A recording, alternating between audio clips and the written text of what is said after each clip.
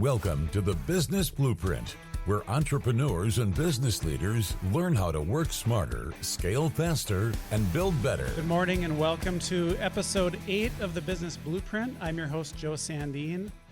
Today we're going to talk about hiring young talent and building the next generation of leaders. So about 26 years ago when I started my business, I guess I was the young talent. I was 19, 20 years old. And so I was obviously in tune with, what young people were looking for, in business and in a career. But as I've grown and got older, and now I'm in my 40s, it gets a little bit tougher. I'm not the young generation anymore. And I don't always, understand what that generation is looking for in a career. So I thought it would be a fun episode to just kind of talk about, because businesses are really, challenged with finding good young talent and finding that next generation of leaders. And so it's really important in your business to be in tune with what the young generation's looking for in a career and just be able to put yourself in a position where you can attract that young talent. So with me today are two of our newer team members at OnSharp, Kendra and Brooklyn.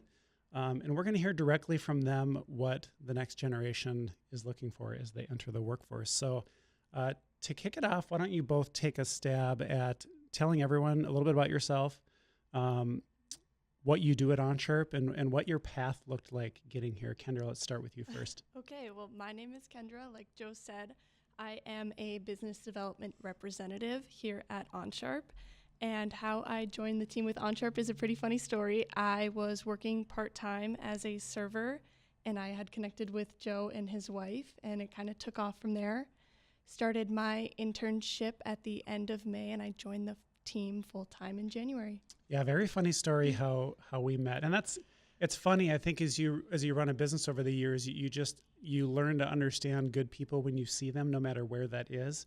And I just, Tony and I were very struck with just your personality and how good your attention to detail was. And we, so Kendra's like working with us, and she has this bubbly kind of like fun personality, and we were both like, gosh, we should ask her, what's her major, what's she doing, and all this stuff. And lo and behold, we got her over at OnSharp, and it's been really great. So I think it's funny in life how sometimes you run into the next great talent when you're not necessarily looking. Right. Yeah. Okay, Brooklyn, how about you? Yes, thanks for having us on today, Joe. So my name is Brooklyn, and I'm currently a digital marketing specialist at OnSharp. And my path here began about a year ago. I actually met Jake Dahl, the VP of Sales and Marketing at the NDSU Marketing and Sales Hiring Fair. And I just went up to the OnSharp booth and was really curious about learning more about what they did. And part of our project was to do a follow-up afterwards and kind of connect with somebody on LinkedIn. And Jake had caught my attention, and so I messaged him, and he's like, yeah, you really caught my attention as well, and I think that you would be very fitting for a role that's not advertised on our website yet, but I'd love to have you come into the office and meet with Joe Sandine, our CEO and president. And so I did that a few days later, and then from there I started working with Joe on different smaller projects, more on his personal branding stuff, and then as time went on, I got to work on larger, bigger initiatives for the company. So yeah, it's been really fun to learn and grow, and excited for all that's to come at OnSharp. So. Yeah, no, it was very memorable for me too. I remember when Jay came back from the career fair, he's like, oh, I met this girl. You've got to talk to her. Like, I think she could be a great marketing fit. And so I remember Brooklyn came in, we sat in the conference room, and we just had a conversation. And again, just great personality, very confident. I could tell you had a good head on your shoulders. I know your dad and your parents are entrepreneurs, and so that obviously is helpful. But I think I pretty much told you, like, I'll hire you, like right in the room. And, yeah. I'm not one to waste time. I think if you find the right person and you think the fit's there, make it happen, right? So both of you were very memorable for me as far as like how we connected and how things came about. So that's really cool. So why did you decide to join OnSharp specifically? Kendra, let's start with you. I think I decided to join OnSharp specifically when I started with the internship, and the amount of time that I got coaching from Jake was really helpful. It was my first sales position, so I was going into it with a very open mind, kind of just wanted to absorb everything that I could get from him and from leadership. So when I was offered the full-time position, the way that I got it and how it fell at my lap as well, kind of just, it was a no-brainer for me to move forward. Well, and for you, that wasn't your major either. Right. Why don't you talk a little about your major compared to what you're doing now? I have my bachelor's. I graduated in December. I have my bachelor's in social work from Minnesota State University. So it is a big flip. So having a leadership that's willing to take on a chance for somebody who this isn't in their field of study and they are willing to commit and learn and be coachable, having that opportunity was very lucky for me. And I remember talking to you about, what do you want to do in your career and what excites you, what doesn't? Because I was really big on I don't want to talk you into something that you're not right for. And so as we had those conversations, I could just see the energy in you and that you were just really hungry to, you were pretty open to different opportunities. And I told Jake, I'm like, I think we should give her a shot and see how she does. And so I know during your internship, you did a really great job in that role and just showed a ton of potential. And so it just worked out great for you to come on in January. So Brooklyn, how about you? What brought you on to OnSharp specifically? Yeah, so kind of going back to the marketing and sales hiring fair and just meeting Jake and then coming in and meeting Joe was great to kind of like you had mentioned with growing up in a family that's full of entrepreneurs. I think that just connecting with you on that level was really great to have some of that resonate with me and just being able to learn more from your perspective. And then I've always been interested in websites and marketing, and I've done a lot of stuff just on my own and freelancing and stuff like that. So I think just getting to learn and grow in that area and knowing that you guys are embracing change and willing to use different technologies and continue learning, I think was one of the biggest things for me. Yeah, I would argue you've gone through a ton of change and, working directly with me, every day is different. I know I've thrown a ton of stuff at you. And I think that just goes back to my entrepreneurial roots when you start a business. You just have to do everything, right? So you've been very good at just rolling with the punches and just staying positive and learning and understanding. I think when you're young and your guys' age, you need to try a lot of stuff, even if you're not sure it's the right thing for you, to kind of hone in on what you think you want to specialize in. So I've really appreciated your willingness to just kind of roll with it, and you don't get uptight about anything. You're positive, you just do it, and you're constantly trying to learn, and that's great. So obviously you both had expectations coming in, but whether or not that was the reality, I'm kind of curious, what did you have for expectations? And then how did that actually align with reality once you started working full time? I think for me, starting with the internship was such a great opportunity for me because it was so comparable to the full-time role. I really got to jump into it, take on the responsibility that a full-time employee would have, and prove that I can be successful and this is the right fit for me. So transitioning to a full-time role, I went into it with so much more confidence. Sure. Yeah, because you get to actually see if it's something that's going to be a good fit. How about you, Brooklyn? Yeah, I think one of the biggest things was when I started with you working on more of your smaller personal things, being able to have that kind of translate into where you could see my potential in the larger initiatives for the company, I think was probably one of the biggest things for seeing expectations and having that actually compare to the reality in my full-time role, having those same things that I was working on prior to, but actually having that big impact for the company later on. Yeah, and I think you guys make a really good point. I remember when I was 18, 19, 20, and I did a couple internships. Those were so huge for me, and a lot of my friends were not doing internships. They were going home, and they were kind of just not taking their summer very seriously, and I think that's a big mistake. So I think if I had some advice for the younger generation, you have to try to get real-world experience as fast as you can, because you want to be able to come in and be productive and spend some of that time. If you can figure out if what you're majoring in is really right for you early, then you have time to make an adjustment. I think a lot of people, unfortunately, kind of just pick majors and they don't necessarily know if it's the right thing, and then they end up switching later, and then that's a costly thing to do. So I think it was smart that you were both very focused on internship opportunities.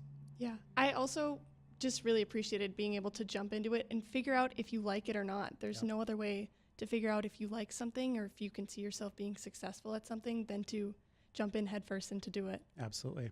All right, well, we're going to take a break. When we come back, I want to zoom out a little bit, and I want to talk about what young professionals are actually looking for in a career today. We'll be right back. Welcome back to the Business Blueprint. Really funny, on break, Kendra's dad popped in. I forgot he works at the station here. And you could just see how proud he was of you sitting in the chair. And he's like, I didn't even know you were going to be on the radio today. So that was fun. That was very funny.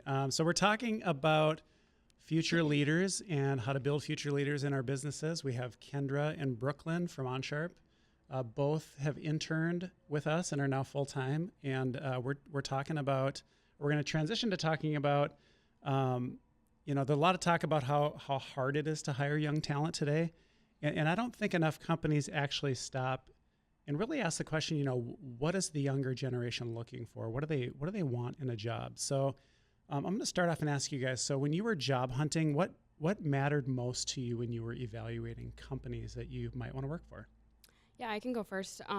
I feel like one of the biggest things for me was knowing more about the company values and kind of what they stand for, their mission, just getting to learn more about how that affects their day-to-day operations, just different things within that realm. I think another thing too is having that good balance between flexibility and just having an encouraging atmosphere and an encouraging boss who's willing to work with you on different things and being able to experiment and not kind of having that micromanagement perspective, but just more of the feeling and sense that they trust you and they believe that you can do what you set your mind to. So I think those were the biggest things for me and kind of looking at OnSharp as a whole and when I was job hunting and really deciding that OnSharp was the right fit for me. So Sure. How about you, Kendra? Yeah, I think when I had first connected with you the way I did, it was a no-brainer to me that you're willing to embrace change, like you said, and kind of connect with people not in the more traditional route, which I assumed that would translate into how you run the business and being open-minded. And then meeting Jake and getting the opportunity to be coached by him was very helpful for me as well. Sure. Yeah, I don't know if this just was the way I've been forever because I started a business when I was young, but like I've always been one to, age doesn't really matter to me. I mean, obviously, when you're young, you don't have a ton of experience, but I look back like our leadership team. So Samantha, who's our integrator, Joe, who kind of runs the entire service delivery side, both started. Samantha was an accounting intern, and she was actually a music major, and now she's our integrator. She pretty much runs all the day-to-day. They've both been here 15 years again. And then Joe started, he was very early in his career. He started kind of as a temp worker doing a project and then very quickly just moved into more and more responsibility. And so, I mean, I think as a business, you got to look at your talent and not, I mean, I know it depends on the size of the company and how you operate and stuff, but like I've always been a big fan of giving people opportunity and as fast as they want to move, I'll put them in a position to be able to do that. So it's good to hear that that's important to you. And I hate micromanaging too. So like, I think you got to give people the autonomy to be creative and kind of do things, try some stuff and, fail. We're not all perfect and you just got to kind of go through that process. So what makes a company stand out, to someone your age when you're just looking at companies in general? Like what are some of the outside looking in components that you see?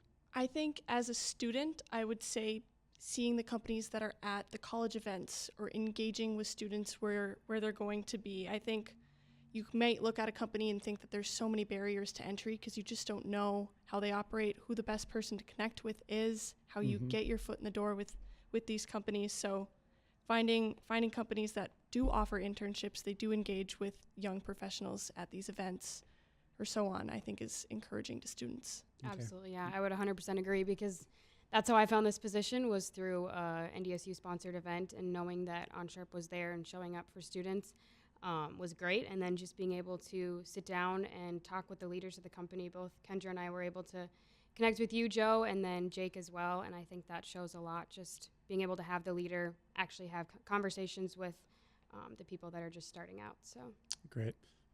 So Brooklyn, you mentioned how important culture was. So, kind of when you rank stuff, culture, flexibility, growth opportunity, how do you compare that to like the numbers and the salary and like, how do you weigh those things together to decide what matters most? yeah, I definitely feel that to me, having a flexible schedule and a supportive boss are way up there and outweigh the salary at the end of the day. I think that it's important to be in an environment where you can feel like you can make mistakes and you're not going to be punished for them, but just treat them as a learning experience and being able to grow from them.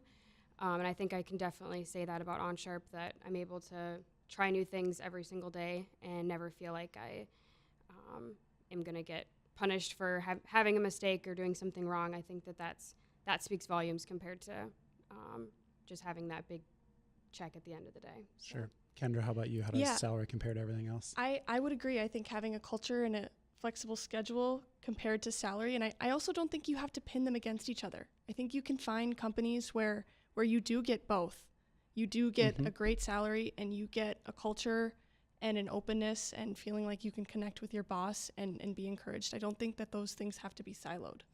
No, and I think as a business owner, a lot of times the mistake we make is we don't determine what success looks like in everyone's role. So for example, when you were hired, like Kendra, for sure, you on the sales side, there's a very clear definition of what success looks like. You have, and we're very open about that. So like it can be really easy to comp people properly when you can tell whether they're performing or they're not performing, and then again, coaching and helping them get there and being an advocate for their growth. At the end of the day, everything costs money, whether it's, snacks in the break room or health insurance or salary. I mean, it all factors in. So it all just kind of goes into one bucket in my mind. And you gotta find the right mix of what's going to essentially provide the most value for the employee. Mm-hmm. Yep.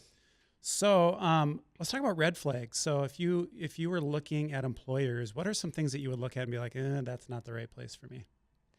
I think we kind of talked about this earlier, but the concept of micromanaging, I think it's really challenging for especially young professionals, feeling like they don't have any autonomy, nowhere to grow because they have to be told what to do consistently. So how do you manage? So like, I agree. How do you kind of walk that line between maybe lots of feedback, but not micromanagement? Like, what does that look like to you? I think for me on the sales team, having a penciled in time with Jake, our VP of sales and marketing, to kind of go over what objections am I handling? How am I controlling these conversations and working with these clients, and having an opportunity where the expectation is to get constructive criticism compared to it being sprinkled out throughout my day. Sure. Brooklyn, how about you? What are red flags you look for? Yeah, I would say, honestly, pretty much very similar there. I think having a boss that's willing to coach you and being able to believe in you and mentor you, I think is very important. I think that just when you have questions, I mean, you obviously need to learn to be independent and work on your own, but when I can just go knock on the door down the office and ask you a question when I have something, or same with Kendra and Jake, I think it speaks volumes for that as well, just being able to know that that's the right place when you can have people that have your back. So Sure. So let's help businesses out here that are listening. If you could tell them and have them change one thing about the way they recruit young talent, what would you tell them? What would you tell them they should do differently?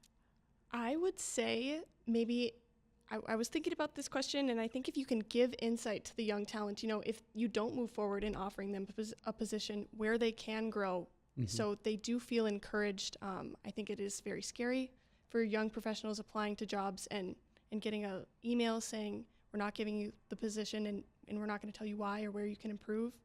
And also with internships, I did get a lot of coaching from Jake throughout my internship that gave me the confidence to accept a full-time position. Sure. Brooklyn, how about you? Yeah, I would agree. I think that just being able to believe in them and trust in them, I think, is something that they have to do when you're recruiting young talent. They haven't had as much experience as other people in the office, so I think that if there be one thing to change, I think it would just be to have leaders just really embrace that and being able to trust in the young talent right away. Transparency. So business leaders that are listening, our young people want transparency. They want to understand what they're doing right, what they're doing wrong, how they can get better. And even if they don't get the job, what could they have done better? I do agree. I think a lot of times we pick who we're going to pick and then we kind of move on, and we don't necessarily give a lot of feedback to our applicants and how they can improve. So that's great feedback. All right, so we're going to go to break again. When we come back, I'm going to talk about the next piece.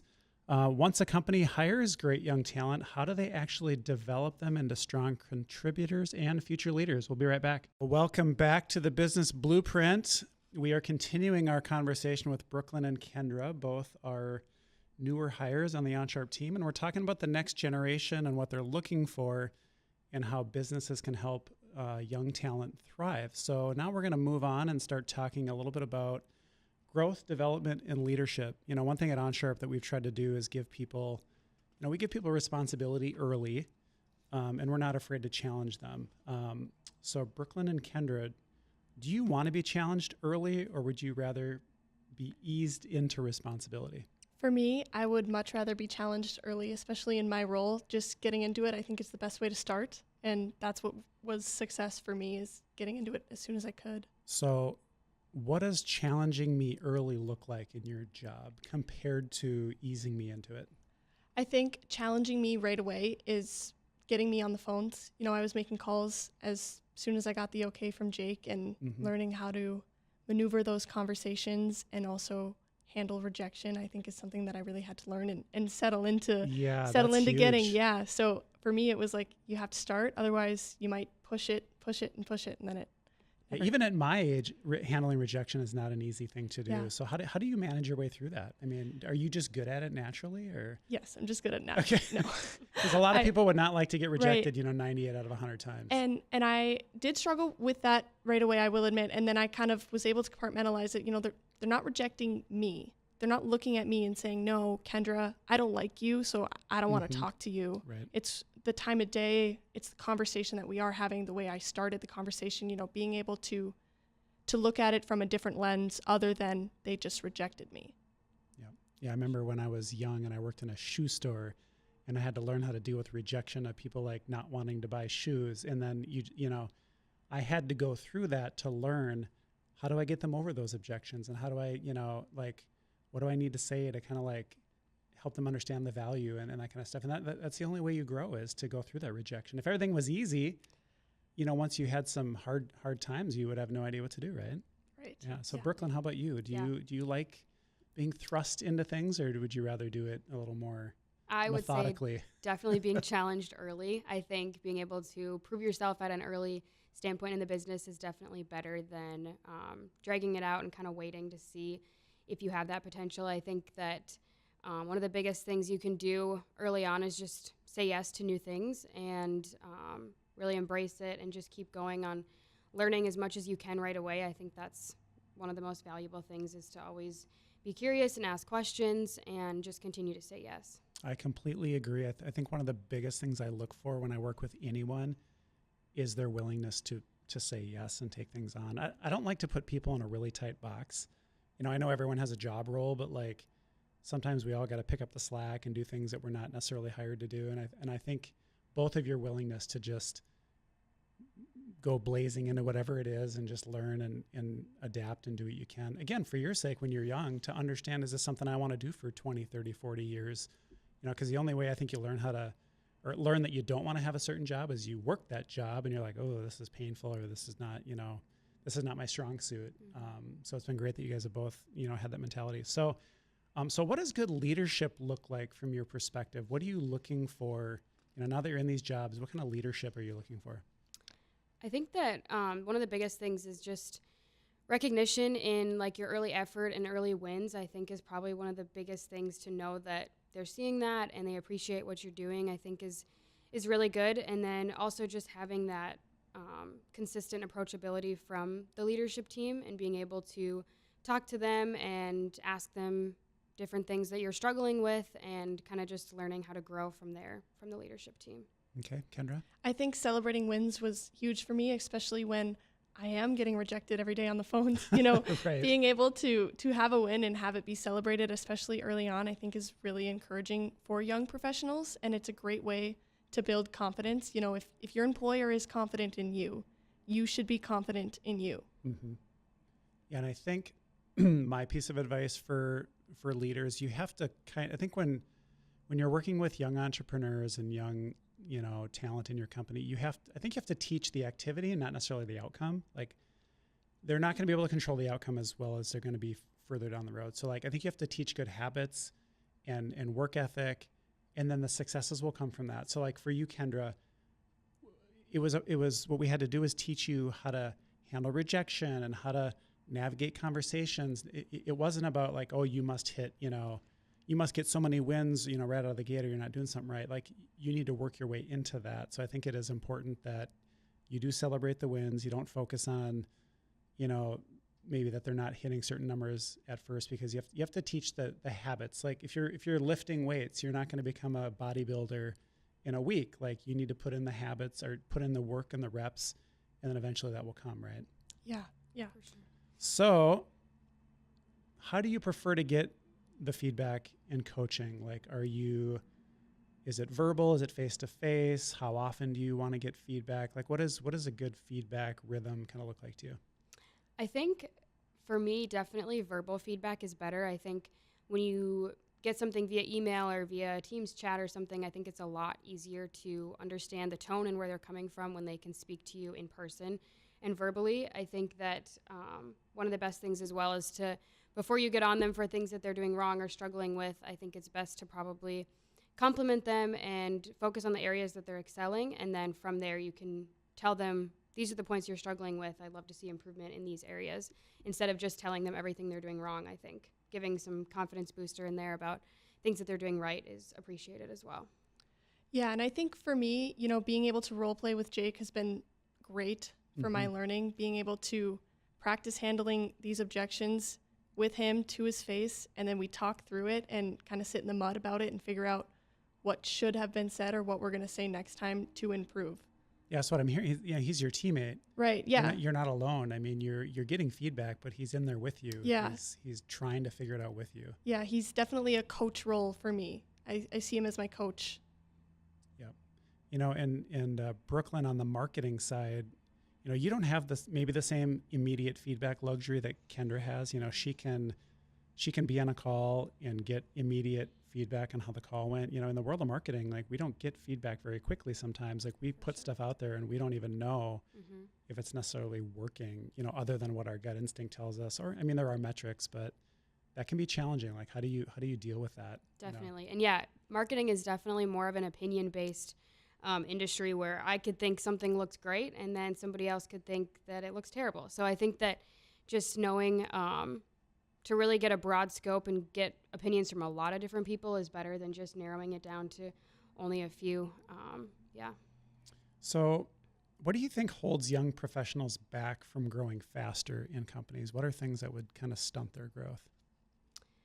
I think one of the biggest things is leadership not being open to new ideas or listening to the young minds in the company. I think that we're just getting out of school and learning a lot of things, and yes, we might have some very stupid ideas as well, but I think just learning that we have value too, and we bring different ideas to the table. And I think that OnSharp is great at just allowing us to experiment with all kinds of new things and being able to really get your feet wet early and learn a lot from the get-go. So, how about you, Kendra? I totally agree with Brooklyn, and being able to, hold those conversations and hear out our young people's minds. I think if that doesn't happen, they could end up just siloing themselves and not holding those conversations with leadership, because in their mind, there's no point. And I think that that's a tough spot to be in for a company. So is it more about being heard but not being right necessarily? Yeah, for sure. I think, because in a business, someone's got to ultimately make a decision on things. And so I do think when a person's young, they got to understand, okay, I'm gonna bring up a lot of ideas, but maybe I don't know everything, so we're not going to necessarily implement a lot of things but I think you at least want to have a voice, right? You want to feel heard. Yeah, I feel like even if, to your point, if we're not going to take my idea and run with it, at least you know what it is. Right. And I can sleep better at night. Right. Yep. So what as you continue working at OnSharp, and I hope you both stay forever, that would be so fun, right? But what kind of opportunities make you excited to stay and grow in your job? What are you looking for over the next 2, 3, 5 years? I think that in my role especially, I feel that technology is, everybody's role really in the company. Technology is evolving so fast, and I think you're a great example of this, Joe, being able to really embrace that new technology and learn from it and experiment and try new things. Like I've mentioned before, just having that willingness to be able to try that and continue to grow and adapt with everything that's out there, I think is probably one of the biggest things for me in growing in my position. Yeah, I also think, one of our core values is embrace change. And when we have that mindset every day, all ideas are open. We can have those conversations. There's room for that, because that is our core value, embracing change. Yeah, and that's my favorite core value of ours, but I think it's the toughest one because change is very hard for a lot of people. And I love hearing that you enjoy that core value. A lot of us old timers have a hard time with change, and it's not easy. And it's not going to be easy. You know, what feels like the right thing to do today might not be the right thing in a month from now. And I think businesses in general, I do need to embrace change, as you know, AI is disrupting everything and the world just moves so much faster than it used to. So it's good to hear you say that you like that core value, because we are definitely not going to stop embracing change at OnSharp. All right, well, we're going to take our last break. When we come back, I want to wrap up with some practical advice, both for business owners trying to hire young talent and for young professionals that are just starting their careers. We'll be right back. Welcome back to the Business Blueprint. We are in our final little segment here talking with Brooklyn and Kendra about what young talent's looking for in their career and how businesses can attract that talent and nurture them and really transition to the next phase of business. These next generations are going to be taking over companies faster than we can even think about it, and there's a lot of work to be done. So I want to bring everything together with some practical takeaways, both for the employers and for the next generation that's actually looking to move into the workforce. So a couple questions for you guys. So first of all, what is one mistake that you think companies are making that's causing young talent to leave? I think one of the biggest mistakes is not listening to the young talent, or kind of just assuming that they're not ready to take on different responsibilities within the company. We kind of mentioned this a little bit earlier too, with listening to their ideas and stuff. And obviously not every idea has to be heard by any means, but just knowing that they trust us with different responsibilities throughout the company, and being able to step in and try that right away. So. Okay.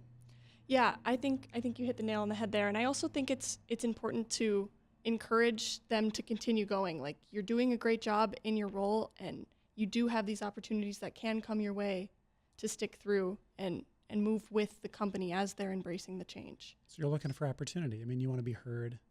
You want to not just be put in a corner and given remedial tasks. Like, I hear you. I mean, that was me when I was young, and I think my fear was, okay, I'm going to go work for this company, and I'm going to, you know, because I had experienced an internship that was like, it was good experience, but I was like, I do not want to do this the rest of my life. I do not want to sit in a cube and do this one little thing and pretty much have like not a lot of creative juice flowing. And that was big for me. So again, going back to earlier conversation, I think a big value of taking an internship when you're young is learning what you definitely don't want to spend your time doing. So my piece of advice, again, for young entrepreneurs is like, just take as many experiences as you can so you can figure out what you do and don't want to do. So what advice would you give other young professionals as they start their career? I think that the biggest advice I would give young professionals is being willing to say yes, like I said, or advice to give leaders for young professionals, I should say, is being willing to teach them, and I think give honest feedback right away instead of letting things dwell for a while. And if they're not happy with how you're performing, I think they should be able to speak up right away and just kind of give you that feedback right away. So, yeah. And I think, you know, finding your coach at your employer, you know, for young professionals, who can you go to find encouragement and find new tools and new ways to go about things, because it is scary.